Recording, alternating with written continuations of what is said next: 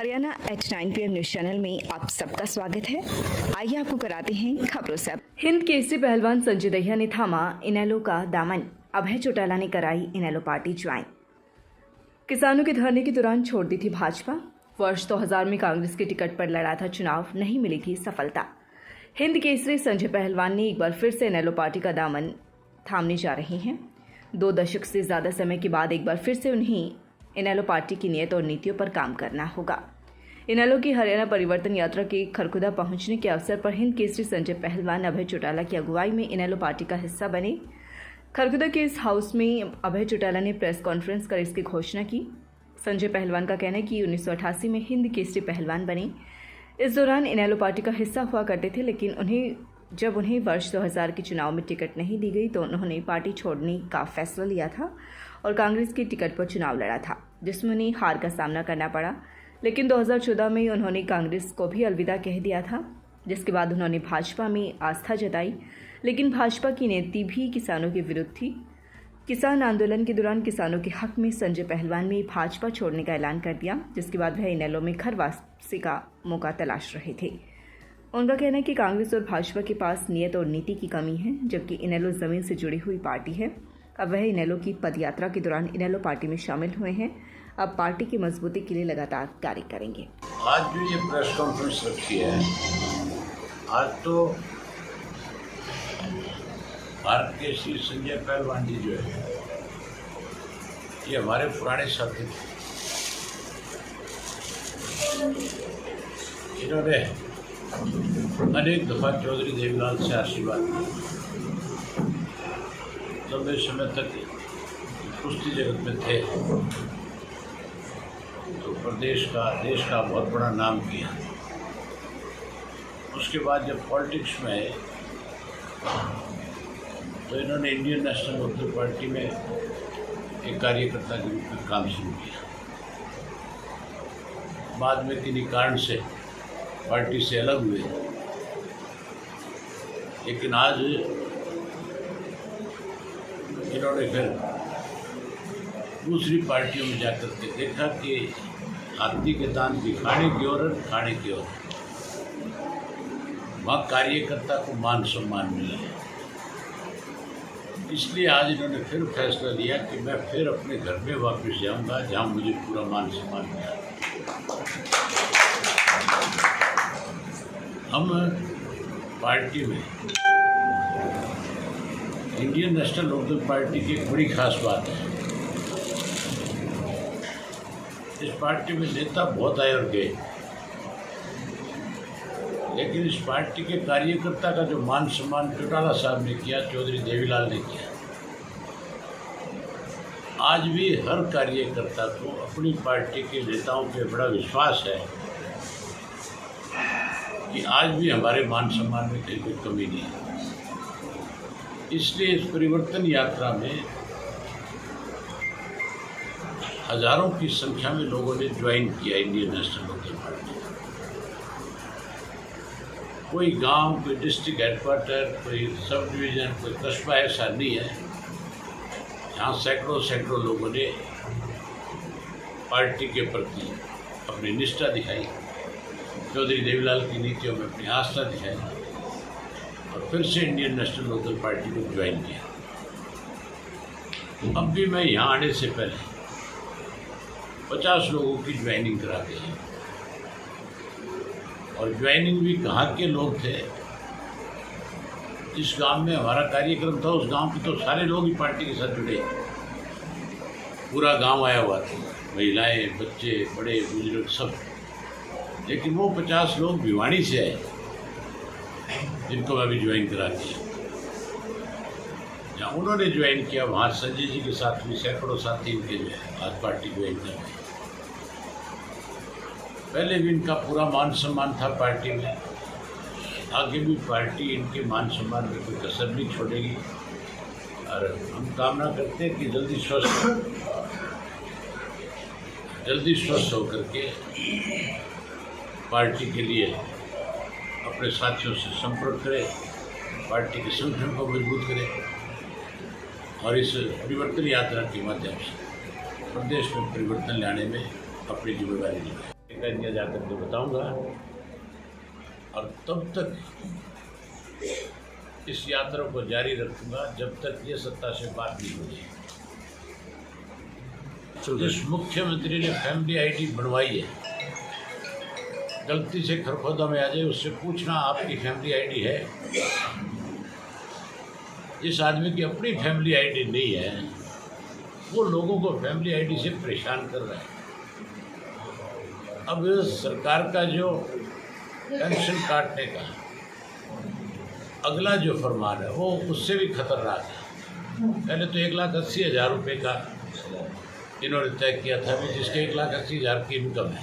Income का मतलब ये नहीं दिया उन्होंने साथ में कि भी उसका खर्चा साल का निकलने के बाद 1,80,000 बचता हो, वो भी नहीं है। चौधरी देवीलाल ने पेंशन बनाई थी, उसमें चाहे कोई अरबपति आदमी था, बच्चों को मजदूरी करने वाला, हर बुजुर्ग को मान सम्मान की पेंशन दी थी।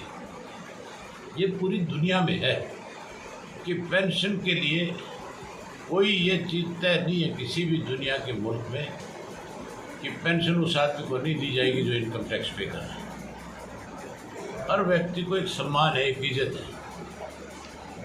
और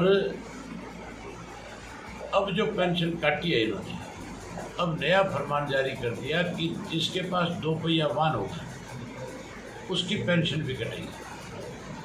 अगर आपके घर में पड़ोसी ने स्कूटर खड़ा कर दिया तो आपकी पेंशन भी कट जाएगी। ये वाक़या हुआ है मेरे अपने हल्के के अंदर। एक वाल्मीकि लड़का मेरा वर्कर है, उसके माँ बाप की दोनों की पेंशन काट है, और उसने जब पूछा जा करके भी मेरी माँ बाप की पेंशन काटी कैसे है, मैं तो मजदूरी करके अपना माँ बाप को खाना देता हूँ। उन्होंने कहा कि तेरे घर में 2 पहिया वाहन खड़ा था। वो बोला पड़ोसी खड़ा कर गया, उसके घर में जगह नहीं थी, उसने मेरे घर में कर दिया, इसमें मेरा क्या नहीं। अब जिसके पास भी 2 पहिया वाहन होगा उसकी पेंशन भी सरकार काट दी। इसका मतलब ये है भी ये सरकार पेंशन खत्म करना चाहती है। ये कौन दी है के बारे में क्या सुनना चाहते हो?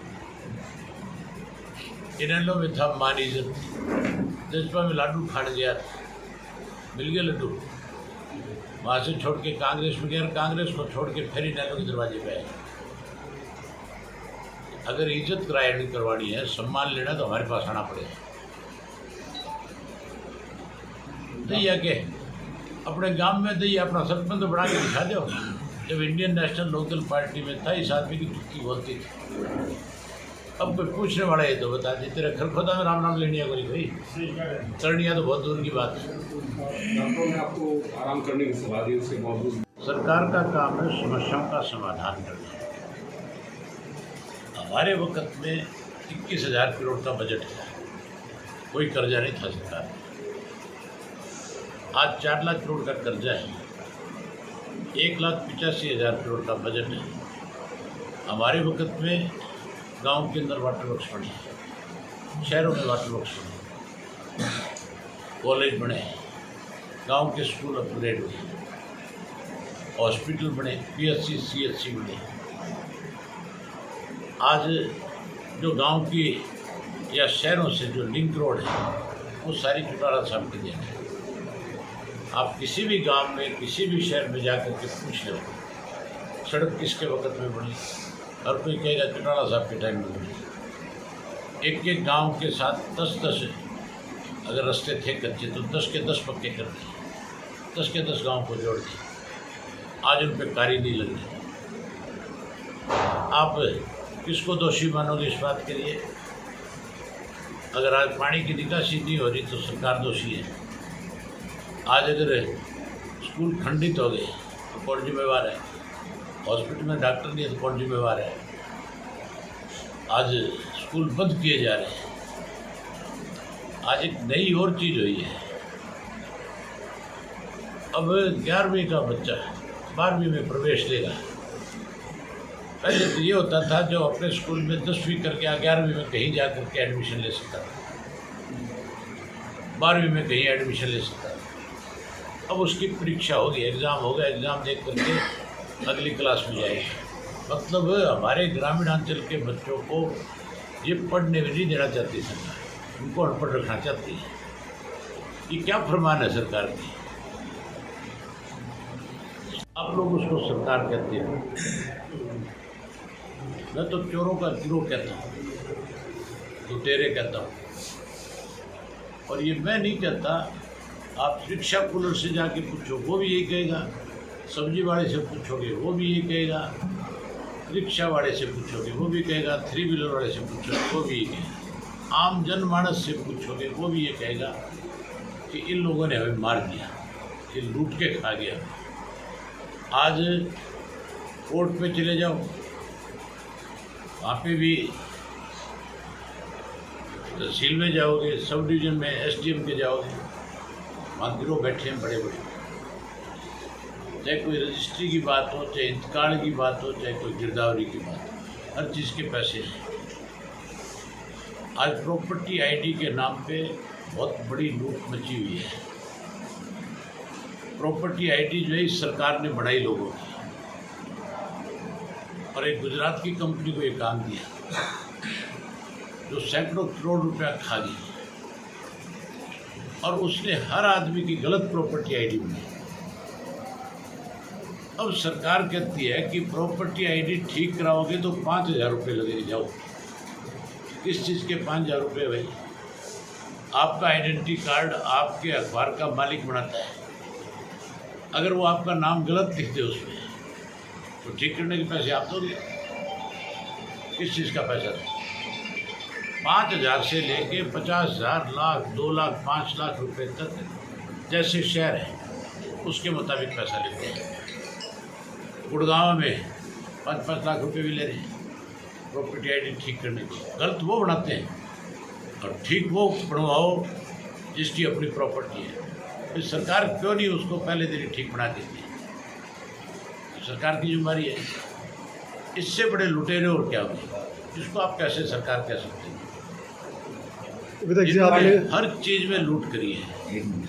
The Stanford School, Thanakurt, Kharkhuda, affiliated to CBSE New Delhi, Arts, Commerce and Science, Medical and Non-Medical. PP1 to Class 11th, Science, Commerce and Arts, Innovative and Creative Learning Center, well-planned curriculum, hostelic child development, aesthetic infra and ambience. Kalpana Chawla Vidyapeeth, Khanda road, Kharkhoda. छात्रों के उज्जवल भविष्य के लिए लगातार कार्यरत, हर वर्ष 100% परीक्षा परिणाम, पढ़ाई के साथ साथ विद्यार्थियों के खेलों पर भी फोकस। खो खो, कबड्डी, कुश्ती, ताइक्वांडो, शूटिंग व एथलेटिक्स में विद्यालय के खिलाड़ियों ने नेशनल स्तर तक मेडल हासिल किए। छात्रों को शिक्षा, सामाजिक व व्यवहारिक ज्ञान प्रदान किया जाता है, जिससे बच्चे के व्यवहार में काफी बदलाव आता है। खबरों से अपडेट रहने के लिए चैनल को लाइक, शेयर और सब्सक्राइब जरूर करें। धन्यवाद।